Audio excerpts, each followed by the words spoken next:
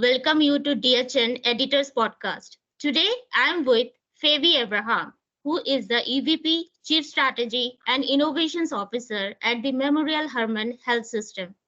Feby has been recognized as one of the top 25 global healthcare innovators. And Memorial Hermann, as we know, is one of the top 10 healthcare institute in the US.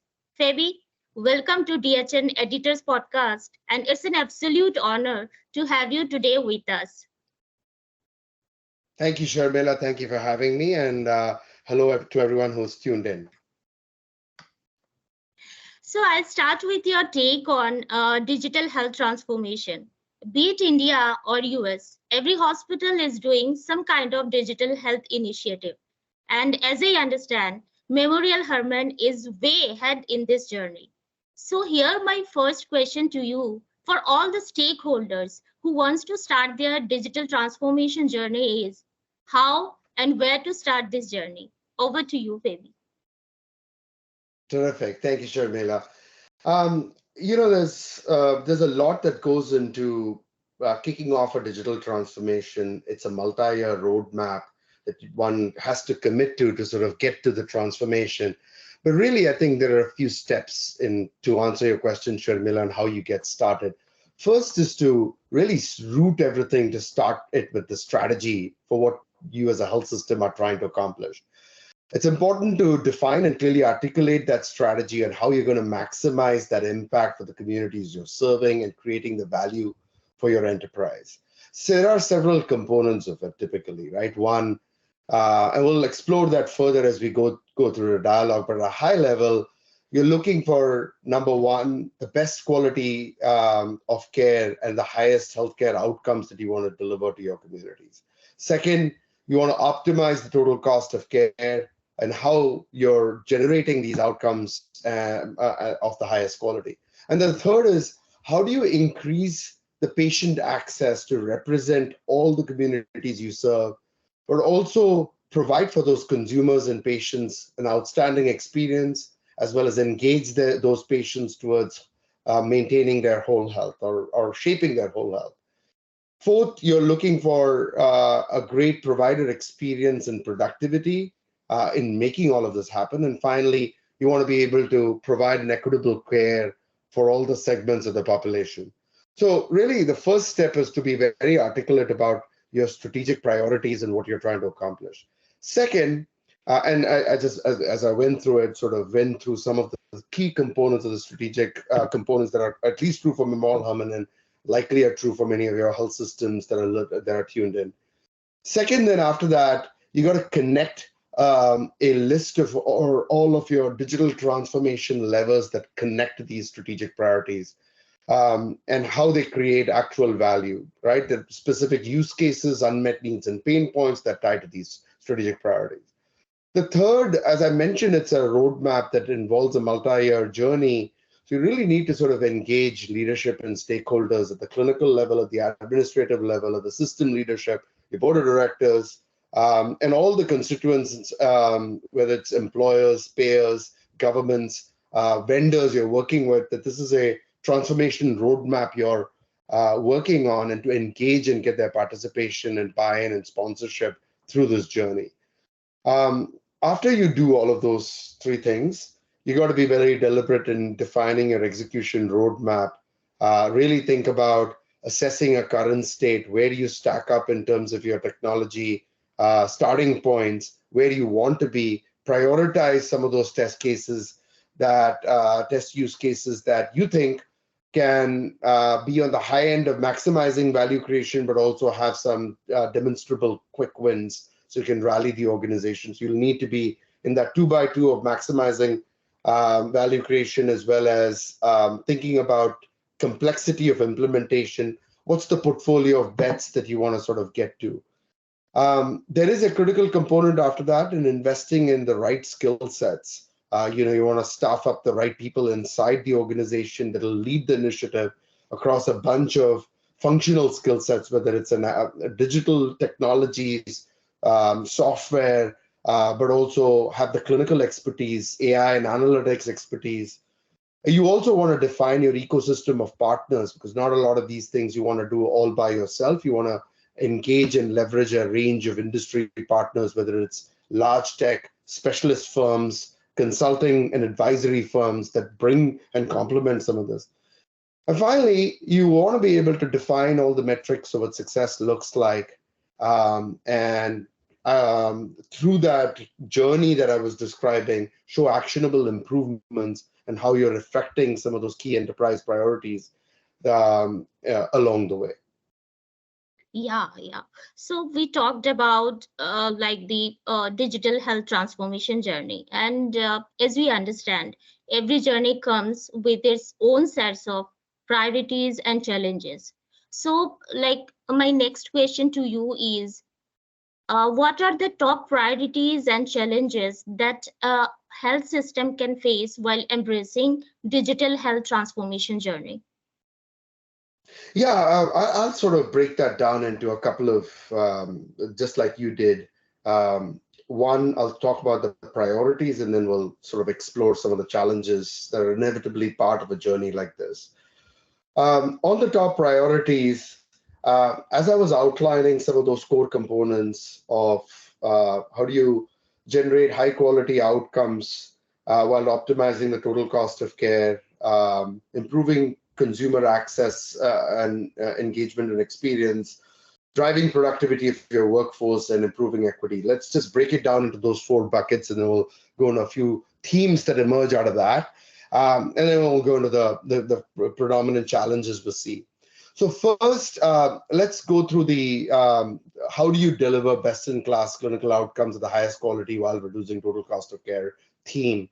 The first theme there is, you got to sort of have an expansive set of assets, right? You have hospitals, you have primary care clinics, you have urgent cares, ambulatory surgical centers. As the pandemic has taught us, you can expand your care models and virtually as well as at the home. So you need to have a digital journey that defines how do you send the right patient to the right site of care at the right time. That journey is not easy. It involves a lot of expertise from providers, nurses that will sort of help send that right patient to the right side of care. But that's one theme. The second is around what I'll broadly define as population health management. Really, this involves developing strategies and tools to maintain the health of populations, including risk stratification, predictive and preventive care, chronic disease management, so you can keep these patient populations healthy. The third theme that comes within that is clinical decision support, where you leverage, for example, AI and machine learning tools, predictive analytics tools, early disease detection tools, and personalized treatment plans to maintain the health of these patients. You also can include next generation diagnostic technology, synthetic biology, genomics as a way to sort of get in the early end of the prevention journey. So these are some of the themes where AI and analytics and digital can help, at least on that clinical outcomes part of the team. And I see this as a really big opportunity and a priority for health systems like ours. The second, let me get to how do you improve access and engagement for your patients and consumers. Number one, telehealth is a big lever, right? Like, there are a lot of areas, whether it's in the United States or India, where there are clear access gaps, particularly because if they live in rural areas. But also you could break that down between primary care physicians, specialists, nurses, etc. The density of those types of resources may vary a lot heterogeneously by location. And you don't want to create access gaps for this. So telehealth becomes a big lever where, especially for underserved areas, technology and digital can help. Second, channel access is an important one. Patients engage with providers through different channels. Some of them require digital access points. Some of them want to come to a facility directly. You want to be able to have a more expansive front door that can take patients from anywhere, and digital really plays a big role within that. The third is around making it easy for patients to engage with healthcare. I'll give you a few use cases within that. How do you schedule an appointment? How do you take the intake of the patient and appropriately take all the forms and their prior healthcare conditions, leveraging electronic health data to be able to sort of make that accessible to a provider? How do you engage with them on the financial portion of the payment after the balance after insurance? How do they take care of that? So you want to streamline all these experiences and make it really easy for patients in much the same way as they engage with an Amazon or a financial firm such as a bank, right? And that's the holy grail in the future of healthcare. Fourth, you want to sort of be able to get into patient-centered care. This may involve telemedicine that I mentioned earlier, patient portals where they can access their information, know when to do follow-up visits, take vaccinations or preventative health visits on a periodic basis. That will be a very critical part of total health. And so you want to be able to provide patients the access to that. So this comes in my access bucket. The third area where, as I mentioned at the outset, it's really important to rethink how we dramatically improve productivity in the healthcare industry. It is one of the few industries where over the last 60 years, productivity has actually declined, not increased. And really thinking about how do you optimize that workflow so you're focusing the provider and the clinician on only the highest value added activities, and you can leverage technology through an augmentation and doing a lot of the low value added activities that can be automated. For example, taking notes, all the paperwork can be simplified, interactions between patients and providers, not all of them require heavy touch that requires a provider. So how do you leverage technology and AI to sort of help streamline that? And we're seeing significant ways to boost productivity doing that. You also want to be able to sort of educate your staff and train them through the use of technology, whether it's through virtual reality. You can also take an approach where you can leverage the data on providers' key pain points and sort of think about care models, or even engaging their supervisors and leaders in a way that makes them very productive. Data and analytics can be helpful, and we've made some investments to that regard as well. And finally, as I was talking about, another big opportunity is around equity.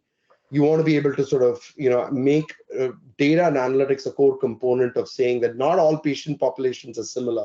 How are you going to engage with different patient populations depending on the segment and the social determinants of health they bring in the right type of care model that works for them? So those are some of the big priorities that I see generally in healthcare, and we've of course taken that as some of our focus areas within Memorial Hermann too. In terms of the top challenges, as inevitably you go through these, you run into hurdles. There are a few that one needs to be aware of.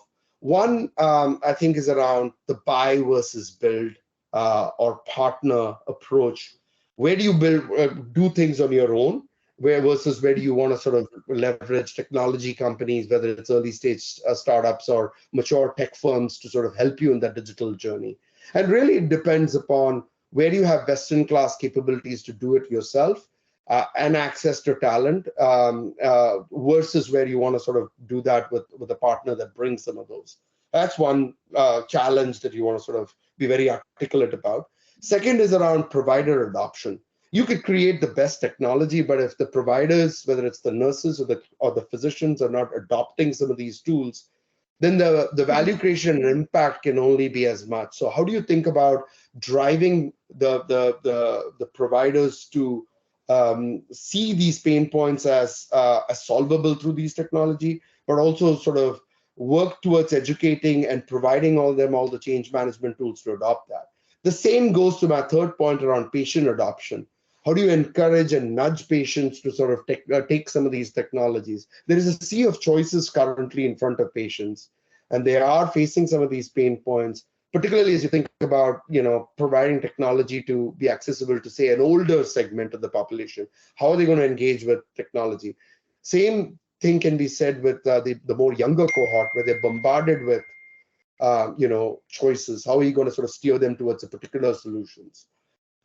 The fourth area is around fourth challenge I see is to be very clear about how health systems think about the financial impact, because these things can be costly at a time where health systems are facing inflationary pressures, reimbursement pressure. How are you going to justify the ROI for this? And how do you sort of create a portfolio of choices that both derive near-term and medium-term value creation, but also are solving the bigger problems. So how do you balance all that with the right kind of financial framework is important. And then, of course, you have to be very thoughtful and work with the right stakeholders on managing some of the regulatory risks, for example, on compliance, on cybersecurity and ethical considerations as you think about digital and AI solutions. There are also a handful of technology-specific, issues and challenges that health systems will inevitably run through. For example, legacy systems and EMRs that they may be using, the diversity of EMR choices that may be existing within their systems. Interoperability is another one where you want to have this different type of solutions talk to each other, and how are you going to make them seamless and well connected? Data integration that goes with it. How are you going to deal with bad data quality, and how are you going to sort of create a right framework for defining the accuracy? And how are you going to share all these standards, both internally within your digital team and your business teams, but also externally with your ecosystem of partners? So hopefully that gave you a broad view around both at what I see as priorities and some of the challenges that one has to overcome as you go on a digital journey. A very thoughtful answer. Thank you so much for that. My question to you for all the DHN audience is like how to build an effective innovation hub or innovation structure, and most importantly, how to build a culture that can bring real change in the health system. Yeah. Great question. And I'll hit both the more foundational strategic parts of the dialogue, as well as your culture question of how you sort of, can go through that, because that's a very important part of delivering an innovation agenda. A first area that I'd look to is, connecting, as I was doing with your digital question also, connecting innovations to your core strategic priorities. What are the main things that you're trying to solve for? Be very articulate about the goals and objectives. And really, as you do that, think about solving real unmet needs and pain points, whether it's for the clinician, for the patient, or reducing total cost of care, all those priorities. And as you do that, really actively listen to your care providers, to your staff in gathering some of those inputs, and make that a continuous living document or a body of resources where you could sort of get more of those inputs. Because that's foundational to anything you do on innovation, because otherwise you'll end up looking for working to solutions that are like a hammer in search of a nail versus truly trying to solve the thorny issues that lie within healthcare. The second is it does take a village, so you need to sort of get the right leadership support, whether it's strategic resources or business unit resources, your clinician leadership, your functional leadership, whether they come from technology, marketing, IT, whatever you have, you need to have a good championing of the innovation agenda across the board. And notably, your clinicians, provider staff have to be very much sort of engaged through that. And it does take a cross-functional lens towards sponsorship that comes towards that. The third is it does help to create a dedicated innovation hub capability, whether it's virtual or a physical location where you do that. In our case, we chose to make a virtual body where a lot of our strategic, operational, functional resource and clinical resources come together to sort of harmonize and brainstorm specific concepts and come with a solution set for that. You got to build a diverse team as you do that comes from a lot of these areas. And that then becomes your point of accountability to both identify the unmet need, but also come up with initial frameworks for how you're going to solve those problems. You have to then set up clear processes on how you're going to fund some of these innovation hub projects, how you're going to measure success. What does scale up look like? It's very good to be deliberate about that. So you could start with a pilot for a specific innovation concept, but how are you going to scale that idea if it becomes successful is important. To that end, it's very good to be articulate about how you're thinking about financial analysis, financial ROI calculus, both in terms of funding the portfolio of pilots, but also defining, for the lack of a better word, not to get stuck in a pilotosis syndrome, really thinking about measurable impact across the organization. And then there is a component, before I get into the culture component, and promoting your buy versus build approach. What are these things you want to do internally by yourself, leveraging all the resources you have internally, but what of it that you want to do by working with great digital health startups and other firms to bring some of those innovations from an external lens and bring those innovations to solve those unmet needs and pain points. You do also want to, as you do that, define and clearly measure and communicate the impact of what it is you're doing. On the culture component of your question, I do think it's very good to sort of clearly define that this is going to be a multi-year journey and that you're not going to have silver bullets or an immediate answer in the first year, but you're working through a journey. And to use a baseball in the US context or in the context of India, a cricket analogy, you're not hitting for home runs or sixers. You're looking for a series of singles that then collectively create a story of how you've created impact. So for me, the analogy I use is you're starting a flywheel. You want to get the process in motion and then over time rally an organization to sort of foster and see the great things that innovation has driven. You do want to create a culture of experimentation. As you think from the times of Thomas Edison, you need to look at lots of ideas. Many of them will not work, but you have to have the culture of experimentation to know that portfolio approach, that when things are not working, identify them early so you can put a lid on them and find a different solution that works. So you need to be able to sort of have the staying power to have that experimentation and thinking in terms of innovation bets as opposed to wanting every single innovation idea to work. You want to be able to communicate and celebrate success because that, going back to my flywheel point, it does create that positive culture. And you want to also foster a culture of internal innovation by recognition and rewards, by supporting people coming up with solutions internally and celebrating their great ideas.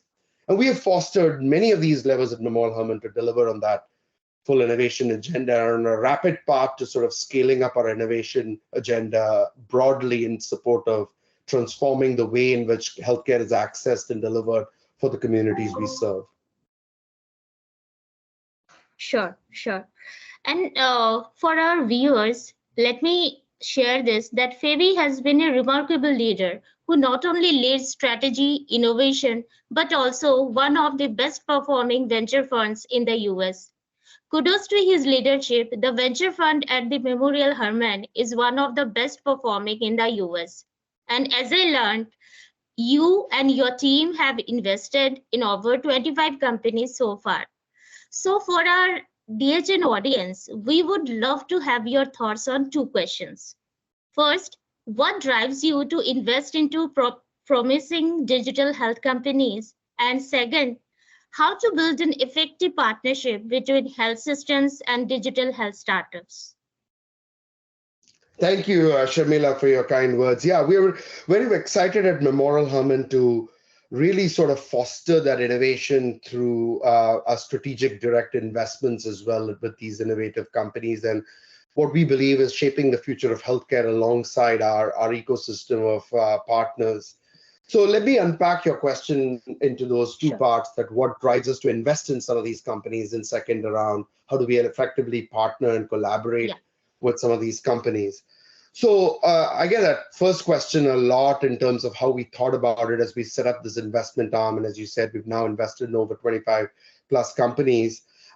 Really, I think it really comes down to number one, our vision, right? Which is that we want to be inventing and shaping the future of how healthcare will be accessed and delivered. And in order to do that, we have to really think about an ecosystem of partners that we do that with. That bring best of breed capabilities, industry-leading expertise to sort of complement what we have built at Memorial Hermann. So in order to be able to do that, we have to be able to identify some of these innovators and support the journey of growth that they are. Many of them are startups or growth equity companies and would require capital to succeed. And we think we are a great capital allocator to support them in thematically aligned areas. So for me, the first thing is, in the spirit of starting with that long-term vision, we want to be extremely intentional and thematic in where we invest. And we've mapped out specific strategic investment themes tied to some of the things that I mentioned around improving access, reducing total cost of care, delivering exceptional clinical outcomes of the highest quality, improving provider productivity and experience, getting amazing consumer experiences and engagement to drive their whole health, and really doing and investing behind providing an equitable access. And as you do that, digital is obviously a critical lever in how these innovative companies shape up to be. So a lot of our investments have been on those themes, and digital companies or tech-enabled digital companies have been, or tech-enabled services companies have been a core type of assets we've invested in. The second thing is, how do you sort of really think about innovation and transformation as an agenda that starts with our investment? So we really are thinking of ourselves as long-term investor partners of these companies. So for over 70% of the companies we've invested in, we've also brought those innovations to our market, for our care providers, to our patients, through a range of different ways, whether it's through a strategic partnership or a joint venture or an innovation hub project. So we really think about bringing those innovations, not just as investors and supporting from a capital allocation standpoint, but bringing those innovations into the local market.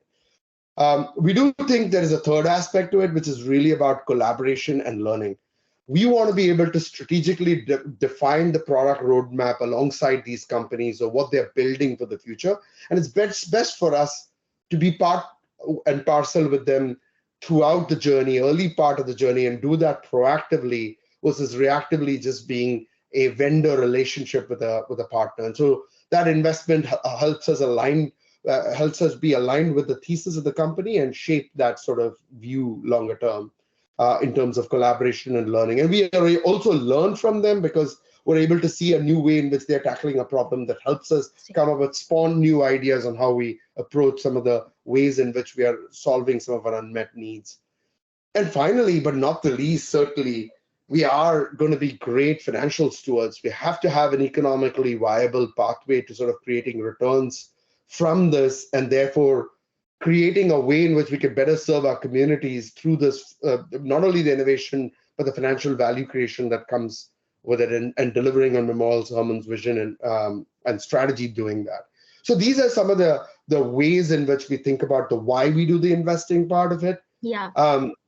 Now, if I segue into the second part of your question, and how do you effectively build a collaboration with some of these digital companies, I sort of break that down into two parts.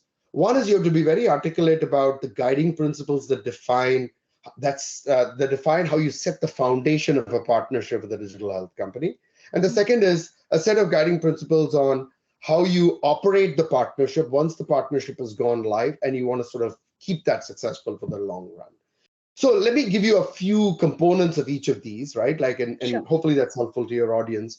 Number one, on the guiding principles that set the foundation of the partnership, you got to be very clear across both sides on what what objectives it is or they are that you're trying to solve for. What does success look like? What is the key problem you're trying to solve? What does a win look like?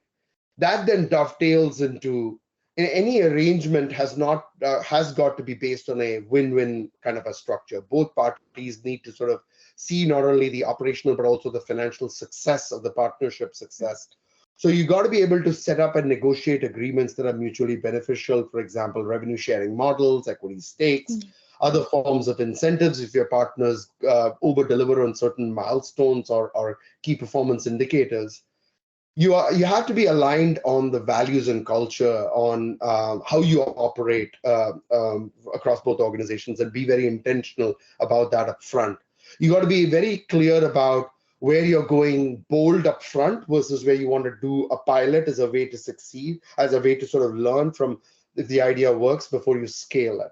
And you have to have a longer term perspective, right? You want to be able to say, this is the duration in which to truly incubate a partnership. This is what it takes, and let's have the staying power to sort of work through in that time frame. when it comes to the guiding principles of operating the partnership, it's important to have a clear accountability in roles and responsibility and who does what on both sides, and be that very clear across both sides. You have to have an open line of communication, have clear processes set up of when something does not work, how you're going to sort of come together to solve those as problems, and really come to an iterative way of continuous learning and therefore develop the partnership. How are you going to have the flexibility and adaptability if something does not work, and startups, as you know, have to have a lot of pivots in their journey. How are you going to work through that with a startup is going to be really helpful.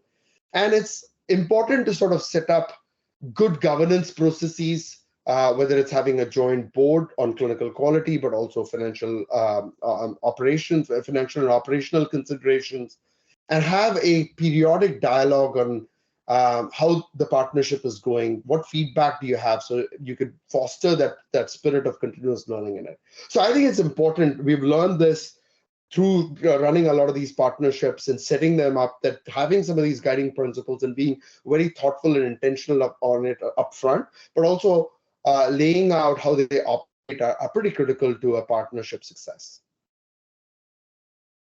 Thank you so much. Thank you so much for answering this question so beautifully. So the next question I have with me is I want to know, this is related to health equity journey through digital. So we know India is the most populous country, and as I understand, health equity is a big focus area, be it USA or India. So my question to you here is, how digital health inclusion in the overall transformation of healthcare could be a catalyst for achieving at least some health equity in our societies and communities? Yeah, it's a terrific question and a very important theme. I certainly can see that in India, having grown up there as well. Digital health inclusion, as you mentioned, can serve as a great catalyst for achieving greater health equity across our societies and communities, both, I think, in the United States and India, partly because it improves access, partly because it improves affordability, partly because it can serve as a great catalyst for patient engagement. And really, finally, it can sort of, you could think about data and analytics as providing additional facts to care providers and how you can sort of be much more micro-segmented across specific populations and use of healthcare data in the treatment itself. So let me expand on some of these. So first, let's get into the improving access to care.